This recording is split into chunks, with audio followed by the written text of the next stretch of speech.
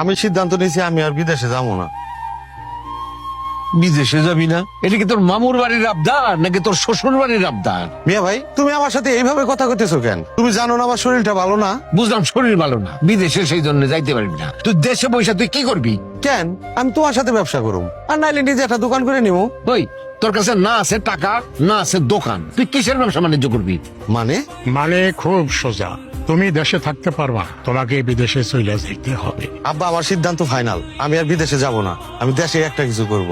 আমিও ফাইনালি সিদ্ধান্ত নিয়ে ফেলাইছি।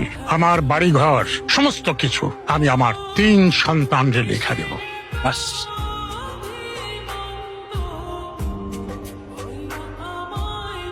কি ব্যাপার মিয়া ভাই, এত জরুরি আসতে বললা? আর বাড়িতে তো লোকজন কেন? বাড়িতে লোকজন কেন সেটা তোর শাশুড়ির জিগা, আমার জিগা সরসা। আমি সালিশ ডাকছি। কেন? তোমার অধিকার, তোমার হক, এটা থেকে কেন তোমারে তারা বঞ্চিত করবে, সেই জন্য আমি সালিশ ডাকছি। আপনি আমার কাছে জিজ্ঞাসা না করে আমার বাপ ভাইয়ের নামে সালিশটাকে আপনি অন্যায় করছেন। আমি তো কোনো অন্যায় করি নাই বাবা, আমি তো শুধুমাত্র তোমার অধিকারটা বুঝাই দেওয়ার চেষ্টা করছি। এই যে আমার বিআই সাহেব বসে আছে না, বিআই সাহেব আর উনার বড় ছেলে, এই 2 জন মিলা আমার মাইয়ার জামাইয়ের সম্পত্তি থেকে বঞ্চিত করছে। এটা কি কোনো ন্যায্য কাম করছে?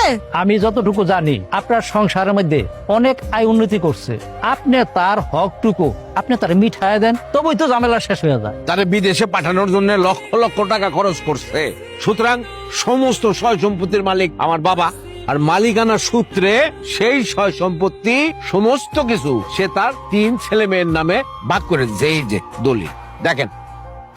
সুজন, এই দলিলের মধ্যে তো আমি দেখতাছি তোমার নামে তোমার বাবাই কোনো সম্পত্তি দেয় নাই, সমস্ত সম্পত্তি তোমার 2 বোন আর 1 ভাইয়েরে লেখা দিয়ে দিচ্ছে। আপা, শুধু শুধু আপনি আমাকে সময়গুলা নষ্ট করলেন। যেই সম্পত্তি লেখা দিছে সেই সম্পত্তি নিয়ে কি কোনো বিচার আচার হয়? এই না দলিল। এই চল সবাই। আব্বা, আপনি যদি এই কাজটা করে ভালো থাকেন, খুশি থাকেন, আমার কোনো অভিযোগ নাই। তোমার কি বিদেশ যাইতেই হবে? দেশে বসে ভালো কোনো কাজ করতে পারত না? কি করব দেশে বলো? হাতে তো আর কোনো টাকা পয়সা নাই। সারা জীবন যা কষ্ট করে উপার্জন করছি সব তো মানুষের জন্য করছি, আমার তো আর নিজের জন্য কিছু রাখি নাই। হাতে কোনো টাকা পয়সাও নাই যে কোনো ব্যবসা বাণিজ্য করব। আমাদের যে সন্তানটা দুনিয়াতে আসতেছে ওর জন্য হলেও আমাকে বিদেশ যাইতে হবে। তুমি একটু টেনশন করো না, নিজের খেয়াল রাখো, নিজের দিকে যত্ন রাখো। তুমি এত অসুস্থ শরীর নিয়ে কিভাবে বিদেশে কাজ করবা? তোমার অনেক কষ্ট হবে, তাই না? আরে পাগলি, আমার কোনো কষ্ট হইব না। দেখো, আমি সময় মতো ওষুধ খাবো, নিজের খেয়াল রাখবো, দেখতে দেখতে দিন পার হয়ে যাবো। তুমি কোনো চিন্তা করো না, তুমি দেখে থেকো।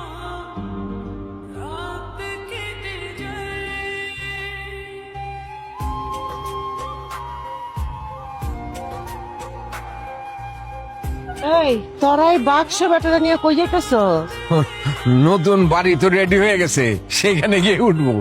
নতুন বাড়ি যাচ্ছ তো আমরা যাবো না? আরে মা কি কয় দাও দেখি, তোমার কি মাথা খারাপ নাকি? ওইখানে তুমি গিয়ে কি করবা? এখানে তো ভালো আছো, সুন্দর আবহাওয়া, পরিবেশ ভালো, বাতাস, সূর্যের আলো সব আছে। ওইখানে তুমি অ্যাডজাস্ট করতে পারবা না। তোমার বৌমা খায়শ করছে তার স্বামী সন্তান নিয়ে আলাদাভাবে ওইখানে সংসার করবে।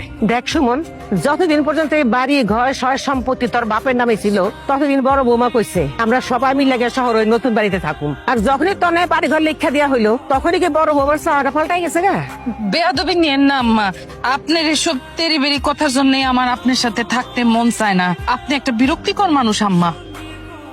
বৌমা, তোমার শাশুড়ির সাথে তুমি ভদ্রভাবে কথা বলো।